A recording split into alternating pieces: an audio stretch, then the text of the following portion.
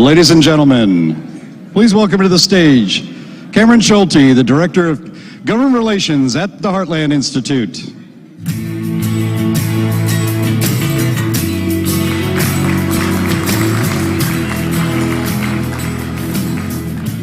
Good morning, everyone. Welcome back today is Saturday. I believe time's going very fast. I'm hoping you're enjoying and learning a lot at our ICCC. I think this is our 15th year of doing it.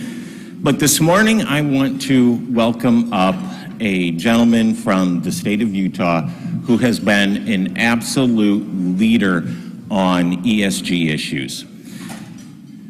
Treasurer Marlo Oaks of Utah has spent a 17-year career in finance, and he actually began his career working the derivatives desk at Standard Chartered Bank in Hong Kong.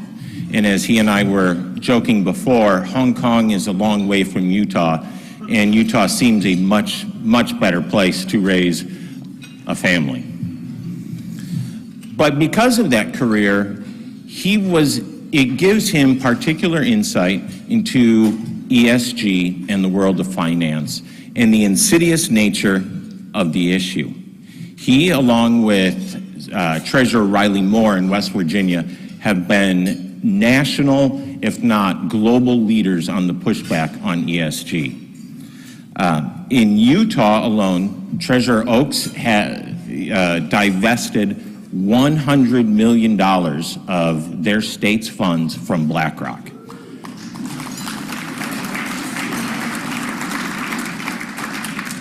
And as I do the math in my head, $100 million is $100 million more than I have. So with that, please welcome to the stage Utah State Treasurer Marlo Oaks.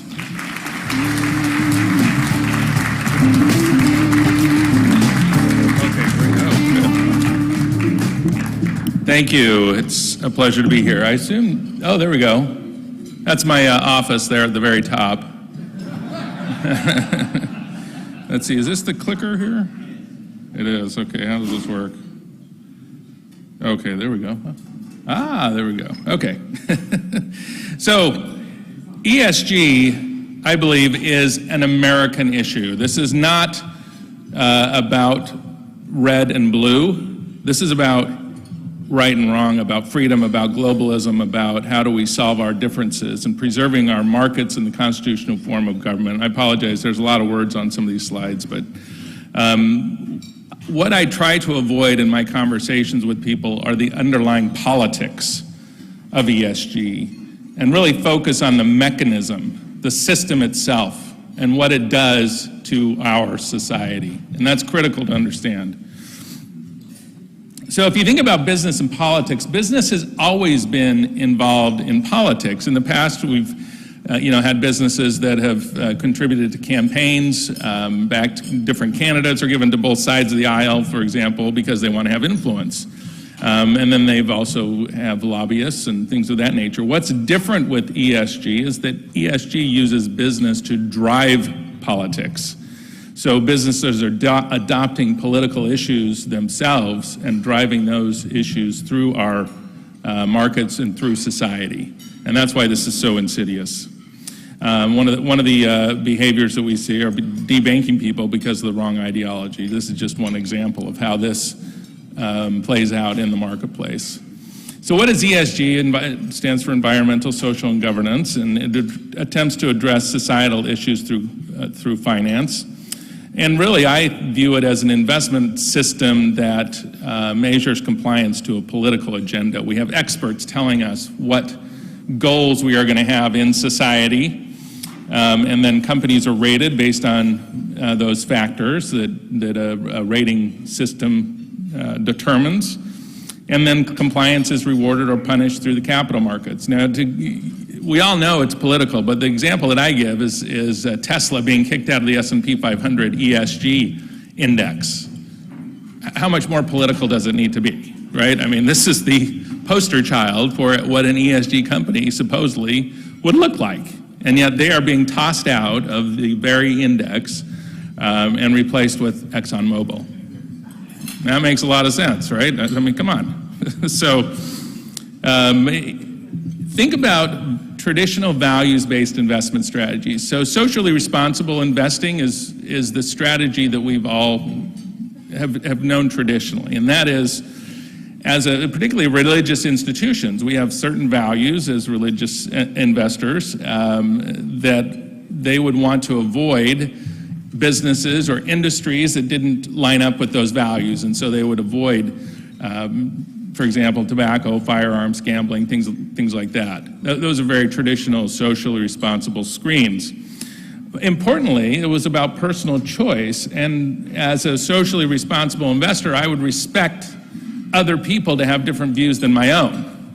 And so that respects the marketplace, and it respects other people's other investors to have different views from my own.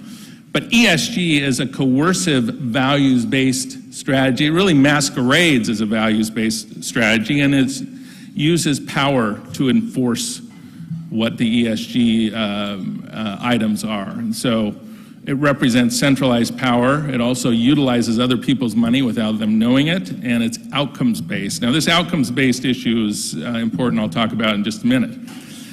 But when you think about moral relativism relative to the marketplace, when truth becomes relative, you can't define reality.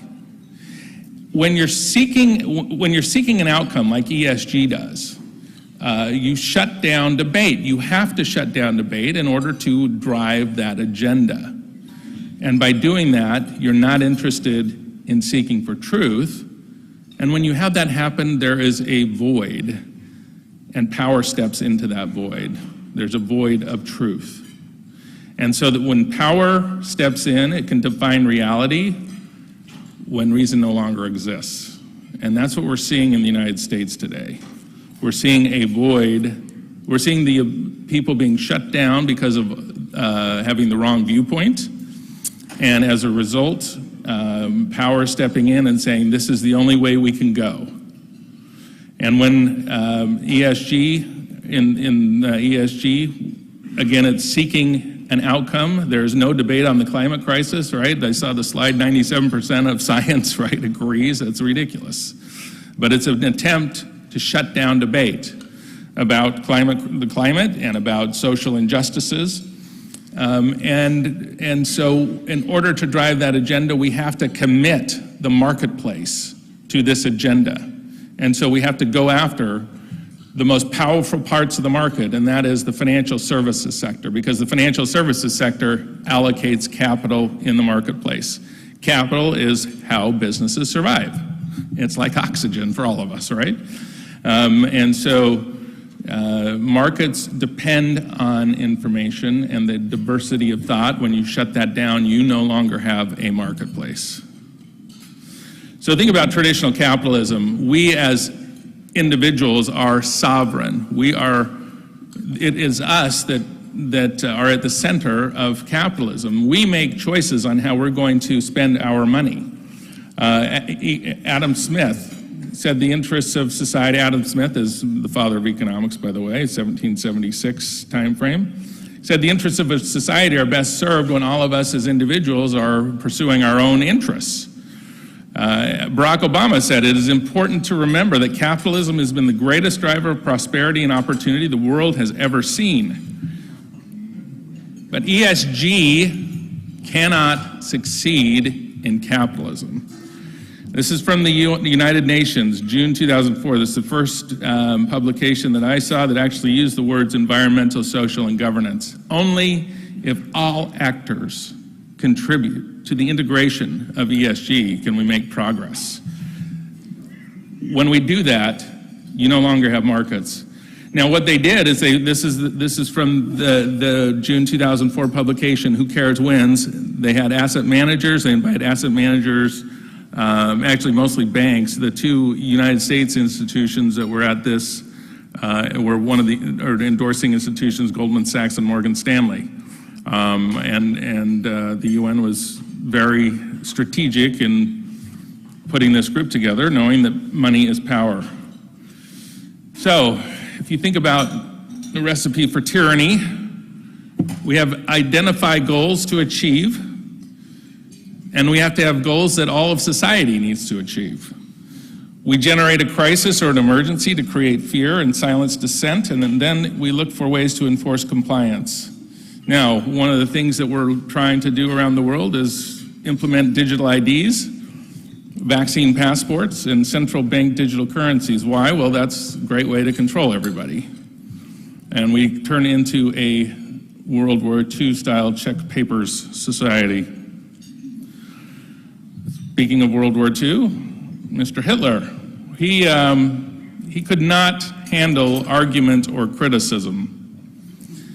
And he needed a safe space. Maybe he grew up in a safe space in Austria, I don't know. But anyone who questioned his assumptions or facts, that rattled him. And he said to the Hitler Youth, the party system, freedom of discussion, and freedom of the press sapped the unity of the nation. Actually, this is what he told the Hitler Youth. We have to learn our lesson. One will must dominate us. We must form a single unity. One discipline must weld us together. One obedience, one subordination must fill us all. And that is a recipe for tyranny. We have one goal. We have to unify around these goals and move in that direction. I call it outcomes-based governance. So some examples: no child left behind. 100% of children will pass their exams and be proficient. The United Nations Sustainable Development Goals, another example.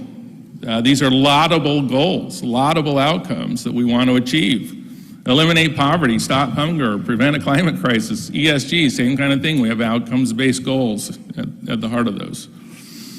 Well, what about rules of conduct? If we think about rules of conduct versus outcomes-based governance, one of my favorite economists, Friedrich Hayek, said the possibility of men living together in peace without having to agree on common concrete aims and bound only by abstract rules of conduct was perhaps the greatest discovery mankind ever made.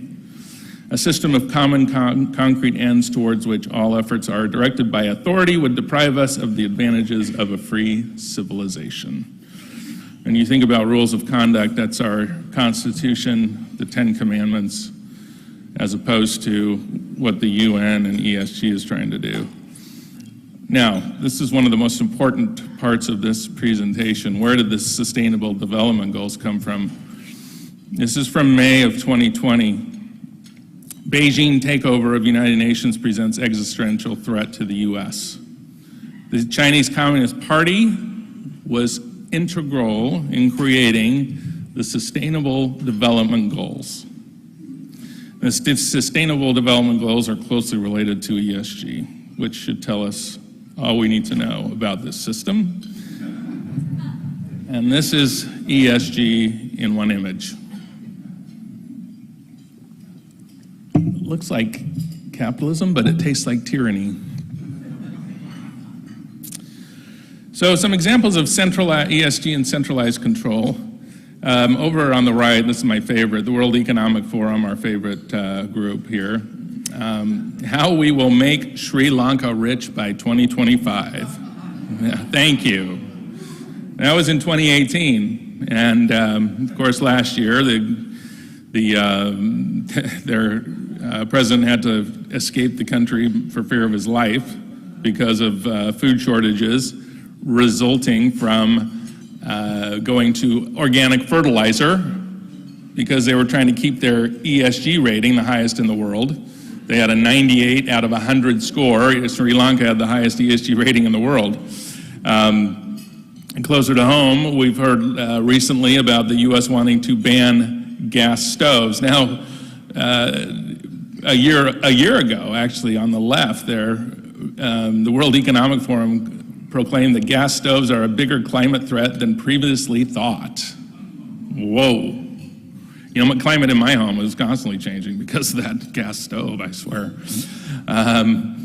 But then down at the bottom, we have what happened in Colorado, people with smart thermostats, right? Couldn't turn your thermostat below 80 during a heat wave. That's not very fun. So back to financial markets. In order for a financial market to work, I talked about requiring a diversity of thought and different views about the future. So if you think about it in the stock market, one investor thinks climate change is not a problem, that oil and gas is a critical part of our economy. Another one may say, well, you know, I've held ExxonMobil for a long time, but I believe that climate is a problem, so I'm going to sell my shares. That's how markets work. You have to have different views. Now, our largest investment managers are the index managers, our passive managers such as BlackRock, Vanguard, and State Street. They own the market. These largest investors are not divesting like a traditional socially responsible investor would. They're actually holding the marketplace as passive investors, but what they're doing is they're going in and engaging with companies and changing them.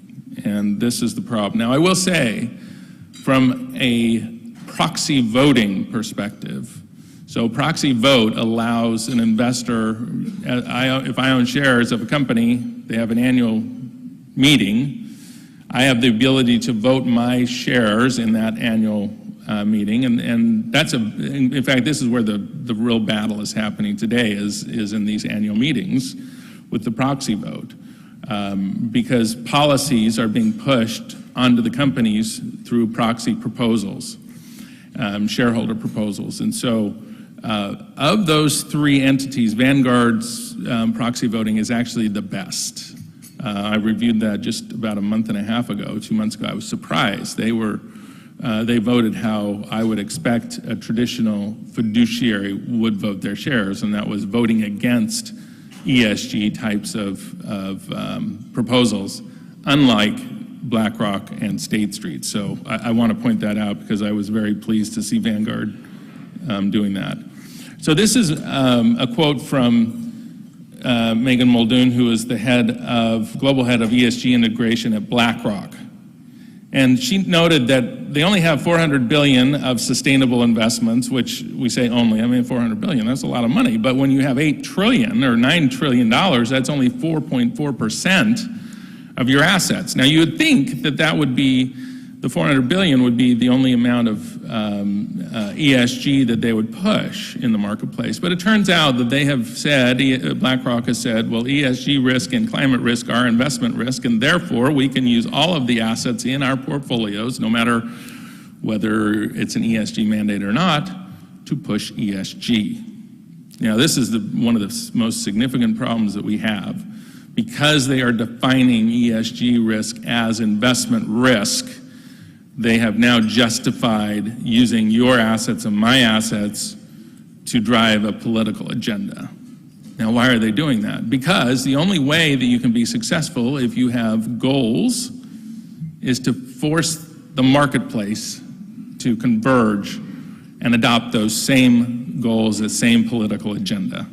And that's where these commitments, where these big asset managers have committed to climate risk and the net zero climate initiatives, right? When they have committed to those, they have then determined that they have to push that in, they have to adopt that kind of policy in their investments. So this is a little bit of more information on how engagement happens. So ExxonMobil in 2021, BlackRock goes into ExxonMobil and says, you need to reduce greenhouse gas emissions as an oil company, thank you. And you need to create a plan to be net zero by 2050, and you also need to cut oil production by 20%. Now that was great timing, right? Right before oil prices skyrocket, you're cutting oil production by 20%. Now, the only way you do that, if you're an ExxonMobil, is you sell assets. And the only entities that are large enough to pick up those assets are typically state-owned enterprises, like PetroChina. So we have a company in the United States that is being pushed by BlackRock to divest. And BlackRock on the other side they own about 6.6% of ExxonMobil, and they own about the same amount of PetroChina. So we are literally have entities undermining our American national security and bolstering China with this, with their engagement with companies. The 2060 engagements, that was the total number of engagements that BlackRock had in 2022 with companies.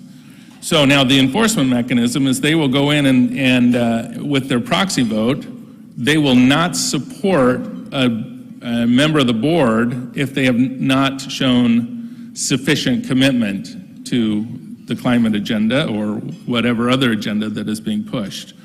And so last year they said we did not support the election of 176 directors for climate-related concerns. Now this obviously impacts the market and other investors. If I'm an investor in ExxonMobil, my investment thesis likely revolves around the fact that oil and gas are important parts of the economy, and therefore I want exposure to that in the marketplace. I'm not expecting somebody else in the market like a BlackRock to go in and try and cut oil production by 20% with the company that I'm invested in. That impacts me and every other investor who doesn't agree with that agenda. Now, the other part of this is that when we shut down alternative viewpoints, we destroy innovation. This is one of my favorite marketing campaigns, which I think this is illegal in the United States now. Think different. So, I mean, it was nice while it lasted. So if you think about capitalism in the United States, we talked about economic freedom and the individual being at the center of that, as opposed to what we call stakeholder capitalism, which is ESG essentially. And the idea is that experts are going to run society. The United Nations, World Economic Forum, the European Union, these are all our experts, and they do a wonderful job. And United States competition, innovation, stakeholder capitalism is all about compliance and conformity. One of my favorite quotes that Mr. Madison, crisis is the rallying cry of the tyrant. And wasn't he proficient or prophetic? Okay, so if you guys aren't depressed yet, let's go into this. America's and Mao's Cultural Revolution. So I'm going to tie some of these things together here. America and Mao's Cultural Revolution. So this was a presentation, and I've added to it, a lady by the name of Lily Tang Williams, who went through Mao's Cultural Revolution as a child. She looked at 12 things that happened in Mao's Cultural Revolution that have all happened in the United States over the last 2.5, 3 years. First thing is in China, the purging of political enemies and silencing dissidents. And you can see there, here in America, silencing and canceling dissenting voices. Now, what's interesting, shareholder proposals. So the shareholder proposal, this was in 2021, there's a proposal regarding lobbying reporting. So the note by the shareholder advisory group was that increased disclosure would help shareholders to more fully assess risks presented by the company's indirect lobbying. Now, As You Sow is a major coalition of leftist shareholders, and they admitted that lobbying and political contributions that ultimately fund candidates or groups backing abortion restrictions do implicate companies. And so what they do with that information is then put pressure on companies that show that they have the wrong lobbying money, lobbying money going to the wrong sources. They then pressure them to stop supporting the wrong causes. And so that's one form of this playing through our markets. In China, canceling the four olds, including traditional ideas, cultures, habits, and customs. And of course, we have the attacking of founding fathers, our traditional values, institutions, denigrating free markets, highlighting capital's inequalities or inequities and greed, selfishness, things like that. And of course, going after the founding fathers. In China, we have this arbitrary division by critical class theory, the oppressors and the oppressed. There were 5 black classes and 5 red classes. And here we're seeing this oppressors and oppressed with critical race theory, diversity, equity, inclusion. I'll talk about that in a little bit. Shareholder proposals here regarding human rights and civil rights expertise on a board. Wow, that's important, don't you think? We have got to have civil rights and human rights expertise on corporate boards so that we can maximize shareholder value. Maybe not, maybe not. Maybe that's not a great idea. Indoctrinating children. So in China, you have the Red Guard. Here, this is the National Education Association back in 2021. The nation's largest teachers union voted to approve a plan to promote critical race theory in all 50 states. What does that do? You're creating social justice warriors with your children. Toppling down statues, burning buildings, looting private property, changing the names of schools and streets and closing churches. This is a picture of the Catholic Church in China that came under attack in the Cultural Revolution. Now, this is one of the most important things to understand, CRT and diversity, equity, inclusion. So in China, they had public shaming, self-criticizing, struggle sessions, loyalty tests, apologizing, public apologies. Critical race theory is a similar kind of effort about self-criticism. You have anti-racism as part of that. So this is a very famous picture of what they like to claim is diversity, equity, and inclusion. You see the little guy that can't see over the fence, and equity, we're going to help this person to see over the fence. The problem is that equity is about groups and not individuals, but even more than that, if you think about equity, we're going to actually tear down, right? We're tearing down, not lifting up. So this is how equity really happens. And you see it with the National Merit Scholars, right? That the school said we can't give out the National Merit Scholarships because other people are going to feel bad. So we've got to lower our standards. And this is capitalism. Now, capitalism has one of its problems apparently is inequality, but when inequality means that everyone's better off and all boats are higher, that's not such a bad system, as even Mr. Obama admitted back in 2016. Being guilty by birth and by relation, by association, by class, past words and deeds, that's in China, very similar here in the United States, codifying racism and sexism in corporate practices. So having anti-racism classes in companies and teaching people how to be less white. I think that was Coca-Cola had that training back in 2021 or 2020, something like that. This is Wells Fargo giving this headline here from the Washington Free Beacon, how business giants get lower interest rates for meeting diversity quotas. So BlackRock said, we want a line of credit that will be lower if we meet our diversity quota hiring practices. So this is an incentive for having implemented DEI. Now, why is BlackRock doing this to themselves? Because they know that if they do it, then they can point to themselves and say, hey, we did it, you can do it too. This is another group called Be Certified, using the power of business to do good. And they have an anti-racism stance.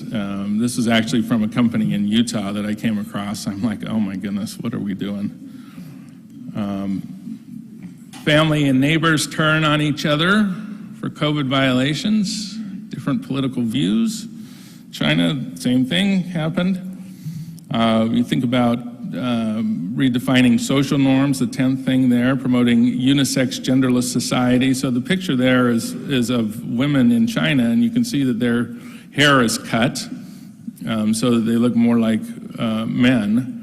And you're really trying to create social chaos. And of course, here in the United States, we have the multi-gender LGBTQ plus agenda. We're redefining what a fiduciary is and talking about ESG risk and climate risk equaling investment risk and promoting stakeholder capitalism.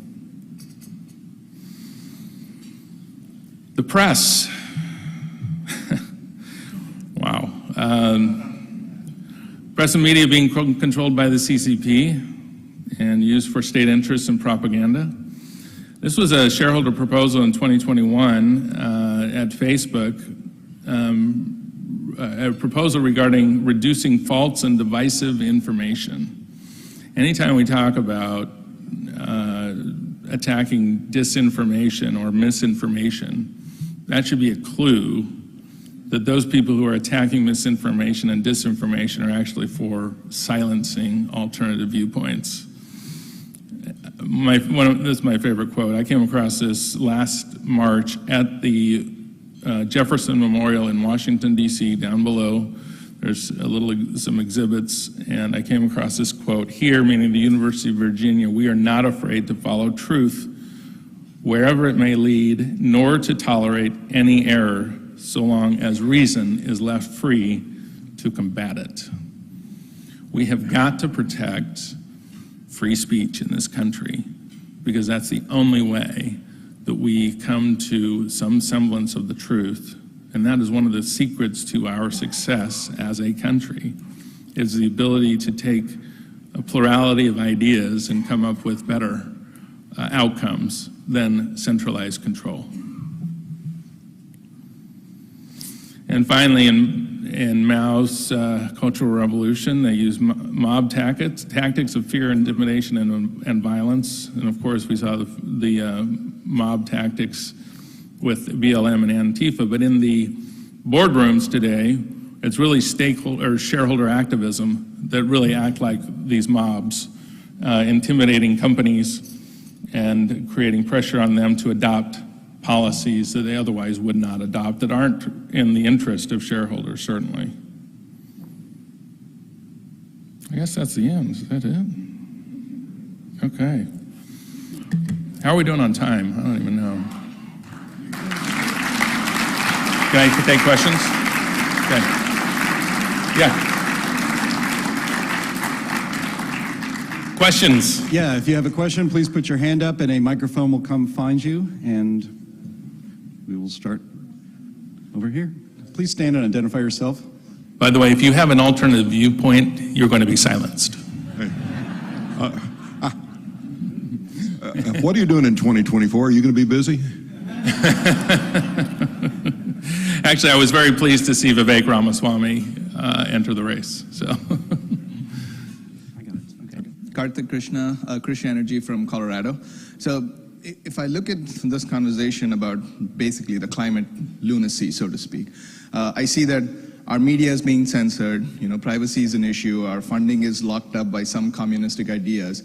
And I want to go back, like when Putin actually gave a declaration saying he wants Russia to be a cultural leader, meaning parent 1 and parent 2 is unacceptable to us. We want something in a middle ground that actually understands our faith and religion as well. And I say this, I live in Colorado, I work with the Space Foundation. We have existing ties with the Russian space industry. Is it too far-fetched for us to work together and expose the climate nonsense that's going on right now? No, I don't think so. No, absolutely not. I think anytime we can, I'm trying to work with Democrats to help them understand the dangers of ESG as a mechanism itself, right? I think we have to come together with people across the world who are concerned and help them recognize what's happening in the world to get to better outcomes and to overcome what is essentially becoming tyranny. So, thank you. Go ahead, sir. Hi, thanks for your presentation. I understand a lot of red state have divested themselves of BlackRock, a lot of, pension funds and things like that. I'm from the great state of Texas. I think we're one of them. What is your take on the trajectory of this?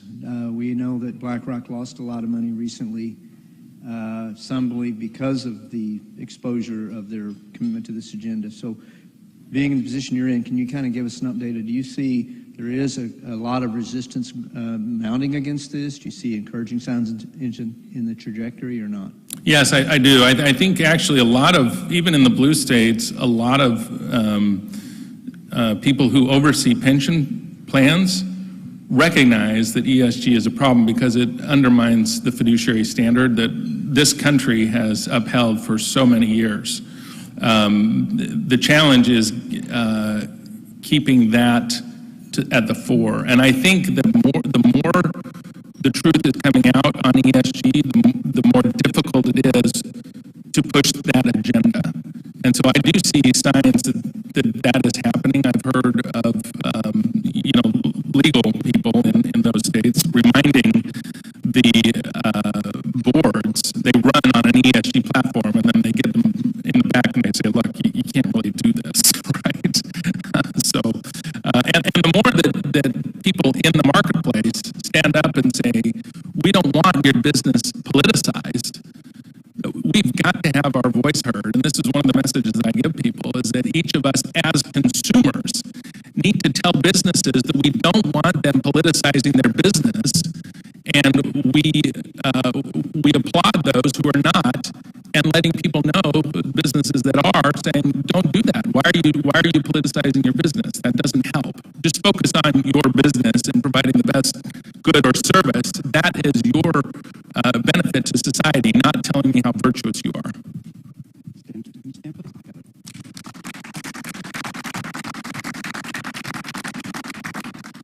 Hi, I'm Ralph Lehman. I had a 25-year career at GE Asset Management as their chief investment officer and a trustee of the GE Pension Trust. I agree with everything you have in your pitch. I love it, except for maybe how you spelled Mao. But the one thing that I would like to do is add some context. And the context is that ESG, from my perspective, looking at sort of the origins back in the 90s, when I was trying to draw up investment risk. As a fiduciary, I completely agree you did a great job of describing the difference between ethical investing and being a fiduciary for all different views in your investment base, and various clients and various issues that they take personally or not. So you have to fiduciarily provide a great return for everyone, regardless of views, unless you have a specific client that asked for it and you have to deliver that. When it comes to ESG, investment risk is key. And the idea is a good one. It's how to assess risk that's related to environment, social, and finally governance, which are hugely important. I looked at the G as a big deal as far as investment risk.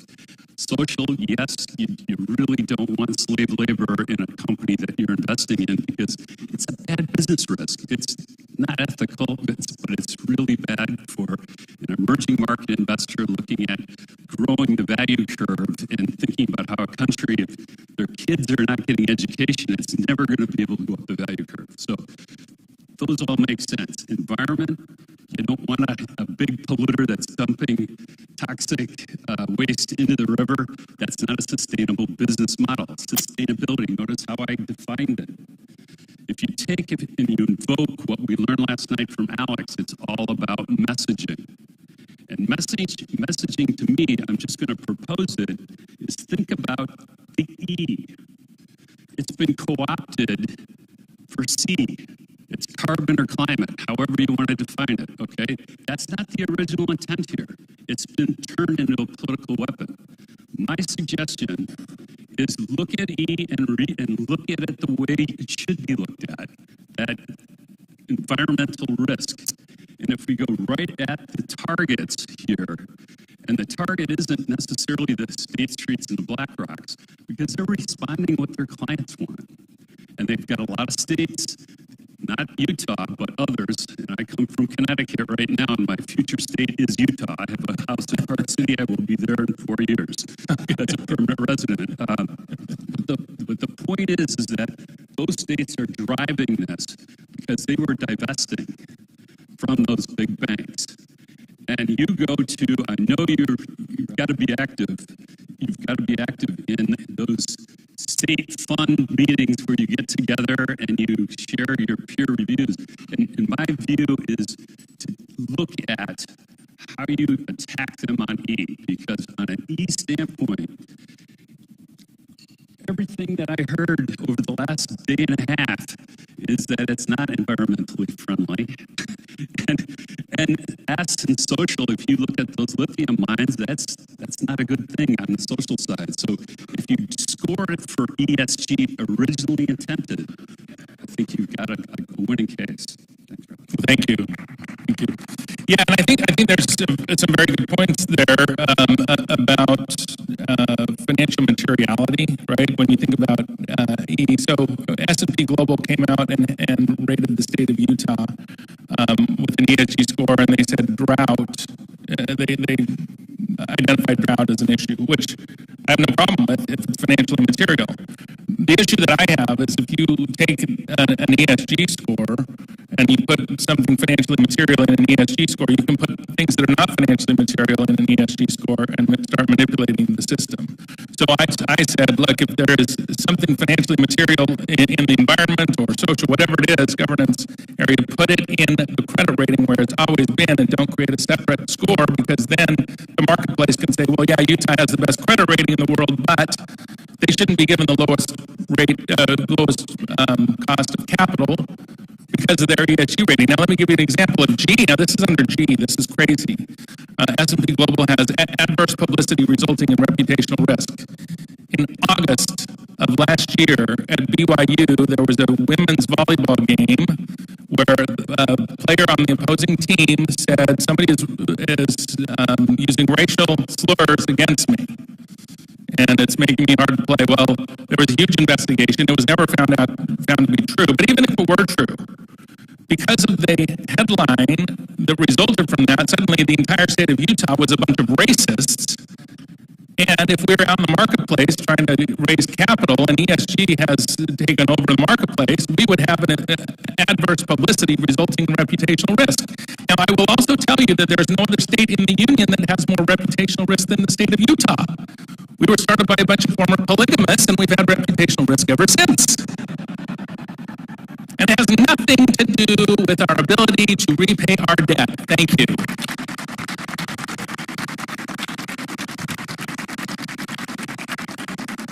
We have time just for a couple more. Go ahead.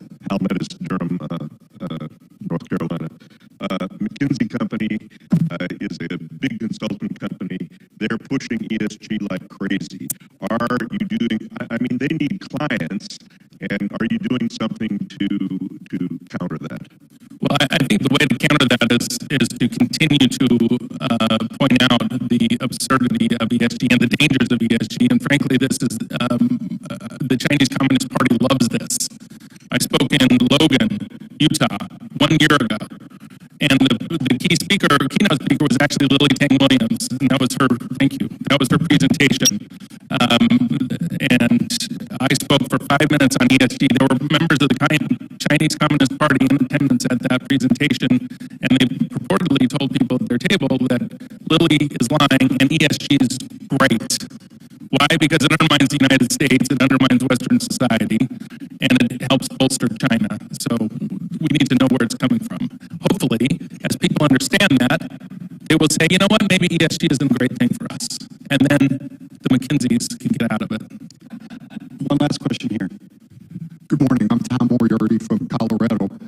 Clearly, this battle against ESG is being fought at the state level. How many states are needed to reach a critical mass where we can stop it? Well, I think one of the problems is that these banks and other financial institutions need to understand is as they continue down this path, we are moving toward blue economy and red economy. I don't think banks want that. But I don't know. That's really the calculus that these financial institutions are going to have to go through. But I am hopeful because last year during the proxy voting season, Bank of America and all the financial institutions actually voted against, like 80 to 90% of shareholders voted against ESG types of proposals for them. So that's got to continue. Thank you.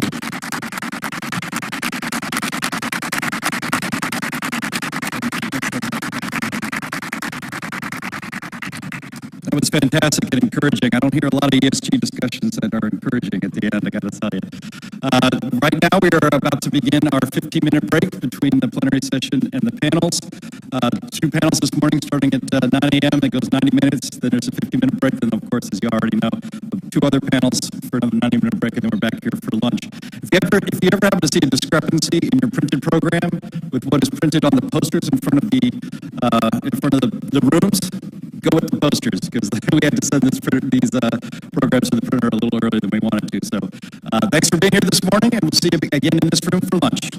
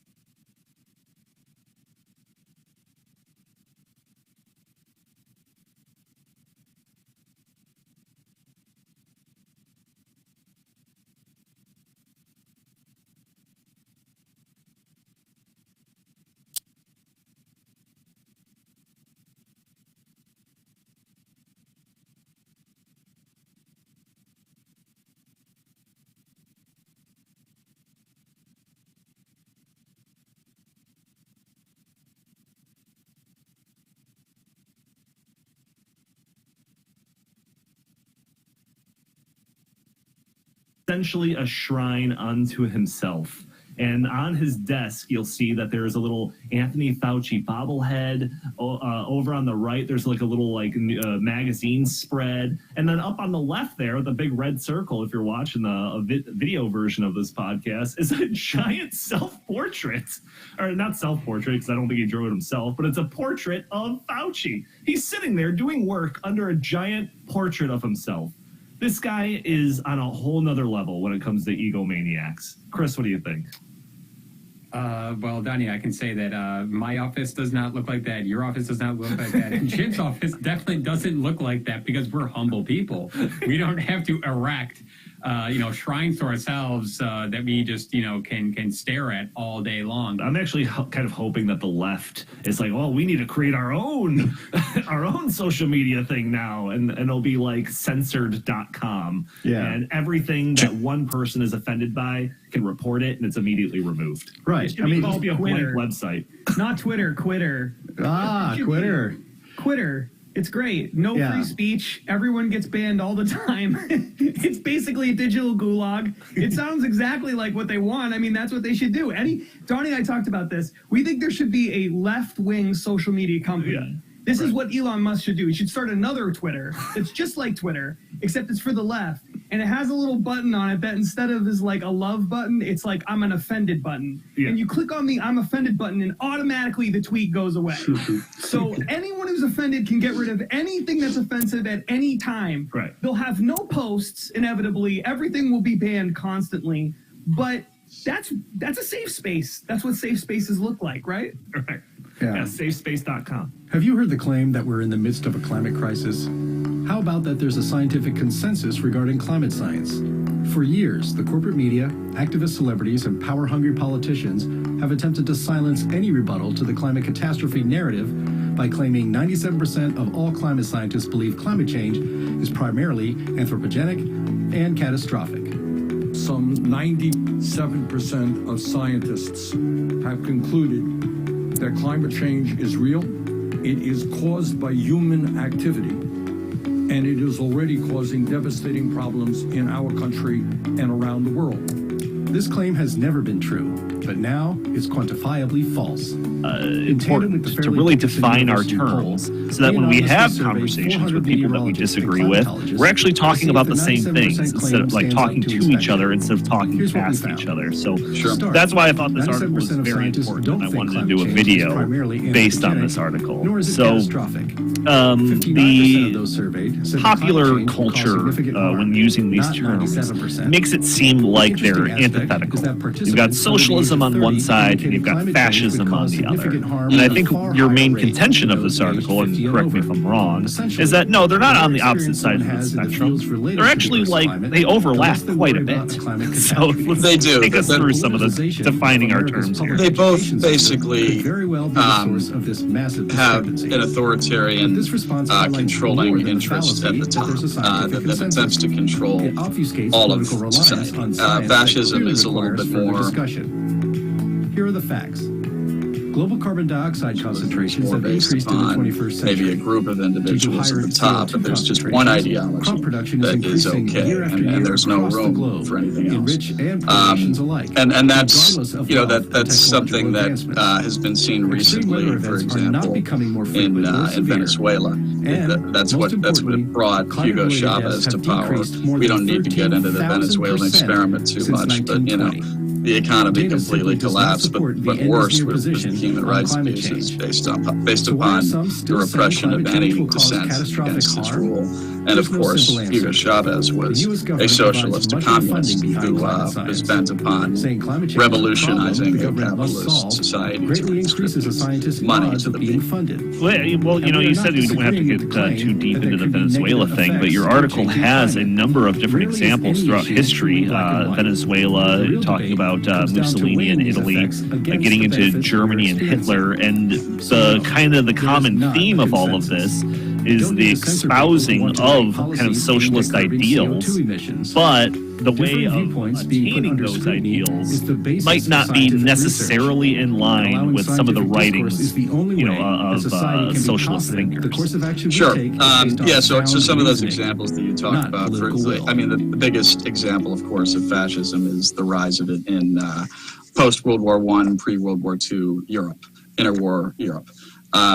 In France, the Socialist Party that became a big ally of the Vichy government and the Nazis was led by a guy who was a socialist for 20 years. And then in Belgium, the same thing happened. It all comes down to and incentives. in Britain, Oswald Mosley, if anybody watches Peaky Blinders, is portrayed in there. But he rose to power via the British Labour Party, espousing Keynesian economics, basically. Interventionary, expansionary fiscal policy, centralized economic planning.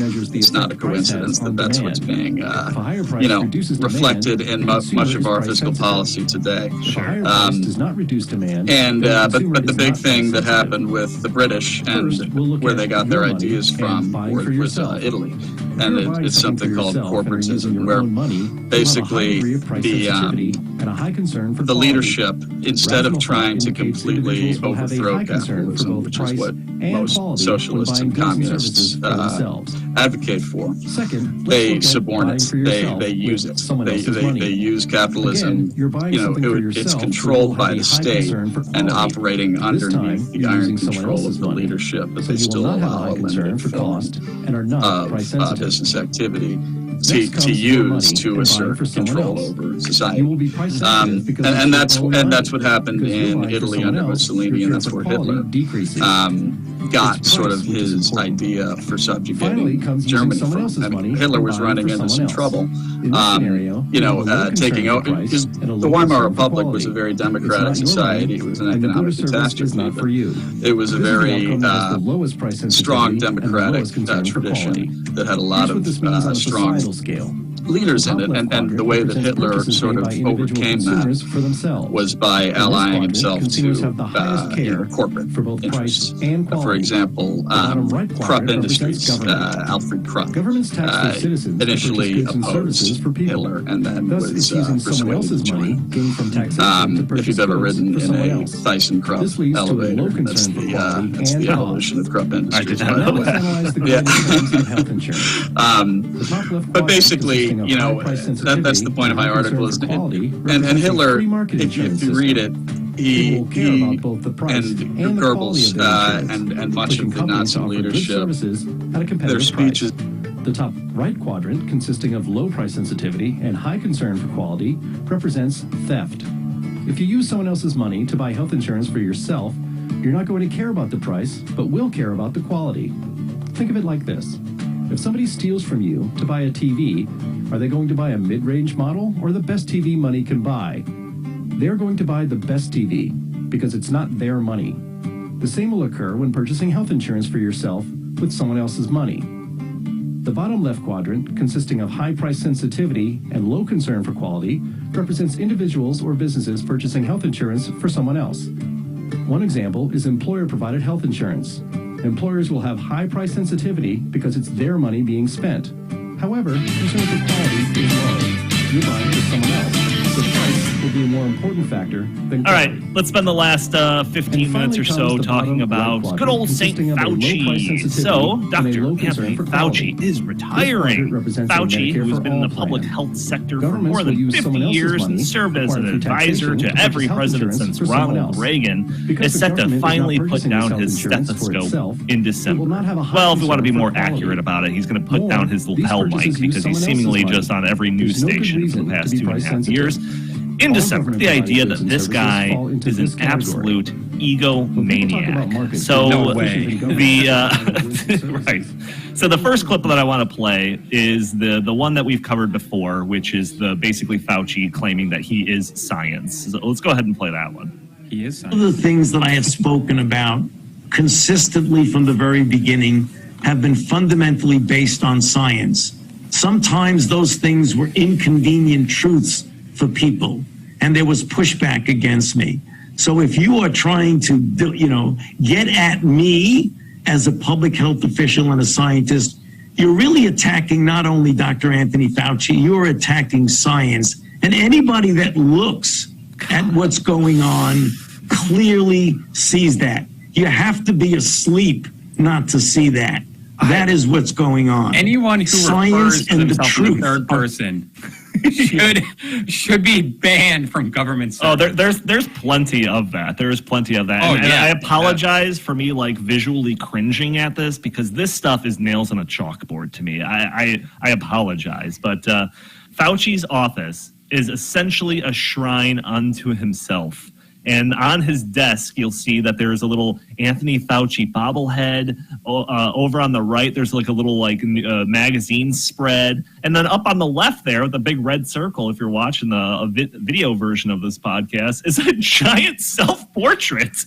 Or not self-portrait, because I don't think he drew it himself, but it's a portrait of Fauci. He's sitting there doing work under a giant portrait of himself. This guy is on a whole nother level when it comes to egomaniacs. Chris, what do you think? Well, Donnie, I can say that my office does not look like that. Your office does not look like that. And Jim's office definitely doesn't look like that because we're humble people. We don't have to erect, shrines to ourselves that we just, can stare at all day long. I'm actually kind of hoping that the left is like, well, we need to create our own social media thing now. And it'll be like censored.com. Yeah. And everything that one person is offended by can report it, and it's immediately removed. Right. It should just be a blank website. Not Twitter, Quitter. Quitter. Quitter. It's great. No free speech. Everyone gets banned all the time. It's basically a digital gulag. It sounds exactly like what they want. I mean, that's what they should do. Donnie and I talked about this. We think there should be a left-wing social media company. This is what Elon Musk should do. He should start another Twitter that's just like Twitter, except it's for the left. And it has a little button on it that instead of is like a love button, it's like I'm an offended button. And you click on the I'm offended button and automatically the tweet goes away. All right. So anyone who's offended can get rid of anything that's offensive at any time. Right. They'll have no posts, inevitably. Everything will be banned constantly. But that's a safe space. That's what safe spaces look like, right? Right. Yeah, safespace.com. Have you heard the claim that we're in the midst of a climate crisis? How about that there's a scientific consensus regarding climate science? For years, the corporate media, activist celebrities, and power-hungry politicians have attempted to silence any rebuttal to the climate catastrophe narrative by claiming 97% of all climate scientists believe climate change is primarily anthropogenic and catastrophic. Some 97% of scientists have concluded that climate change is real. It is caused by human activity. I'm going to be running a stop. And it is already causing devastating problems in our country and around the world. This claim has never been true, but now it's quantifiably false. In tandem with the Fairleigh Dickinson University poll, we anonymously surveyed 400 meteorologists and climatologists to see if the 97% claim stands up to inspection. Welcome to our first Here's what we found. for today. To start, 97% of scientists don't think climate change is primarily anthropogenic, nor is it catastrophic. Patrick Moore is going to give a 59% of those surveyed said that climate change will cause significant harm, not 97%. Of Greenpeace. The interesting aspect is that participants under the age of 30 indicated climate change would cause significant harm at a far higher rate than those aged 50 and over. Essentially, the more experience someone has in the fields related to the Earth's climate, the less they worry about a climate catastrophe. The politicization of America's public education system could very well be the source of this massive discrepancy. But this response highlights more than the fallacy that there's a scientific consensus. It obfuscates political reliance on science that clearly requires further discussion. Here are the facts. Global carbon dioxide concentrations have increased in the 21st century.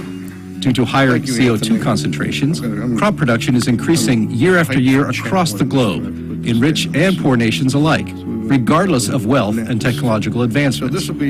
Extreme weather events are not becoming more frequent or severe, and most welcome and good morning. Thank you for attending our conference and this panel. I'm S.T. Karnick, a senior fellow and publications director at the Heartland Institute. The subject of this panel is green energy and exploitation. The green energy movement presents itself as a benevolent endeavor. Saying your goal is to save the planet is a highly effective way of disarming criticism. We have in fact seen how effective it is. But when the remedies being presented involve child labor, enslavement of disfavored minorities, environmental destruction in low-income countries, and in low-income areas in higher-income countries, and other harms toward vulnerable and especially low-income people, the high-minded sentiments can ring hollow. hopefully within the When next do month good or so. intentions justify the And what we mistreatment did was took of a look at the powerless people? fourth national Our climate panel will assessment. explore that issue is this the morning. Midwest region, Our is shown speakers, here. I'm going to introduce them all at once, basically and then they'll it just come up and overlaps speak what's their known as parts, the and you can Corn Belt and the reread their Soy names Belt. in your programs And again, we have and that read their brief full outline bios there. we'll I look hope at you will do today. so. These are the fourth three National excellent speakers. Climate I've heard all of them speak before, and overview, they they're listed so good. some really bad Our speakers things are that were Vijay going on Jairaj that of the CO2 Coalition, And in the regional, H. Sterling picture Burnett, in the PhD Midwest, of they the Institute, and E. Calvin Beisner, PhD of the Cornwall Alliance for the Stewardship of Creation. After the panelists' presentations, we will have a question and answer session, and I'll give you the protocols for that when we get there. Our first speaker is Vijay Jairaj. Welcome, Vijay.